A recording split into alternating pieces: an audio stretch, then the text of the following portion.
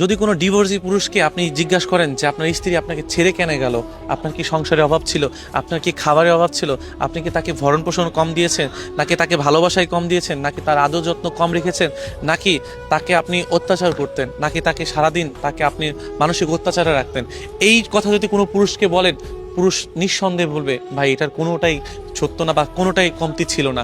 কারণ পুরুষ তার ভালোবাসার মানুষ এবং সংসারে যে বউটা থাকে তাকে সর্বোচ্চটুকু দিয়ে পুরুষ চাই যত্ন রাখে।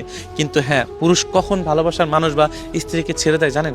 বা এদের এই যে ডিভোর্সের মূল কারণ কি?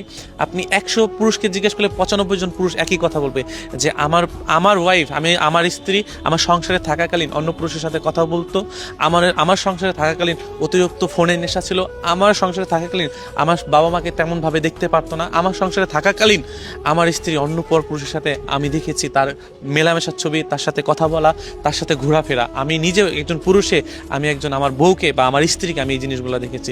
প্রত্যেকটা পুরুষের কাছে জিজ্ঞেস করবেন, প্রত্যেকটা ডিভোর্সি পুরুষের ভিতরে এই সমস্যাগুলো পাবেন। কিন্তু কি জানেন যে পুরুষ কখনো চায় না যে সংসারটাকে নষ্ট করে দেয়, পুরুষ কখনো চায় না যে আমি আমার সংসারটাকে কলঙ্কিত করি, পুরুষ কখনোই চায় না যে আমার যে মানুষটাকে ভালোবাসি, যে মানুষটাকে আমার সংসারে এনেছি, এই নারীটাকে ছোট করি, এই নারীটাকে ডিভোর্স দিয়ে অন্যের বাড়ি বা বাপের বাড়ি পাঠিয়ে দেয়। এইটা কোনো পুরুষই চায় না।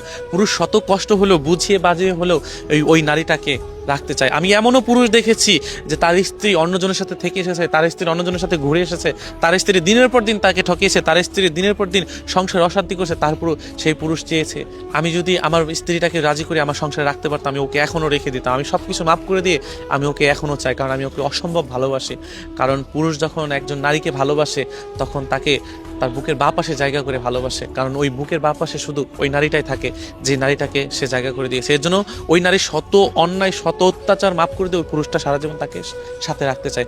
অথচ দেখেন নারী এটা চিন্তাও করে না যে আমি যাকে ভালোবাসি সেই মানুষটা আমার জন্য কত কষ্ট করে, কিন্তু অথচ দিনের পর দিন ওই পুরুষটাকে ঠকিয়ে যায়। এর জন্য আপনি 100 জন পুরুষকে জিজ্ঞাসা করলে 95 জন পুরুষ একই কথা বলবে, আমি আমার স্ত্রীকে ছাড়ার কারণ হচ্ছে যে সে অন্য পুরুষ আসক্ত ছিল, সে মোবাইলে আসক্ত ছিল, সে সোশ্যাল মিডিয়ায় অতিরিক্ত আসক্ত হওয়ার কারণে, সে আমার সংসারের প্রতি গুরুত্ব না দেওয়ার কারণে আমি তাকে ডিভোর্স দিয়েছি। তাছাড়া আমার সংসারে খাবারের অভাব ছিল না, আমার সংসারে পড়ার কোনো অভাব ছিল না, আমার আদর যন্ত্রের কোনো কমতি ছিল না, আমার ভালোবাসায় কোনো কমতি ছিল না, শুধু কমতি ছিল তার।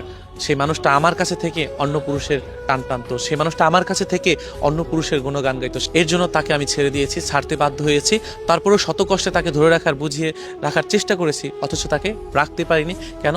কারণ সে অন্য পুরুষ আসক্ত ছিল। আর যে নারী ভালোবাসা বুঝে না তারও কোনো একদিন কপাল পুড়ে, আর যখন কপাল পুড়ে সেই নারী সে হয়তোবা কোনো একদিন বুঝতে পারে যে আসলে আমি কি ছিলাম আর এখন কি হলাম, আর অন্য পুরুষ আসক্ত হয়ে আমি কাকে হারালাম।